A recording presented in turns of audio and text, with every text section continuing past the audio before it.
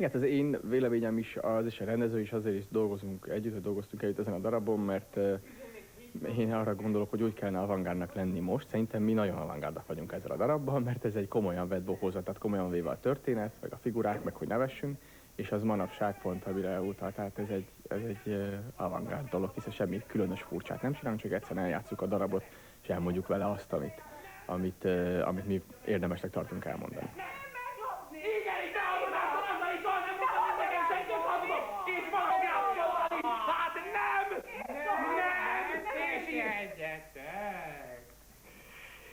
Szálljon áldás és békessége házra.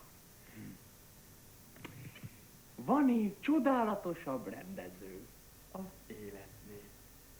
Egyik oldalamon a hazugság, másik oldalamon az igazság, és közöttük Siponi igaz.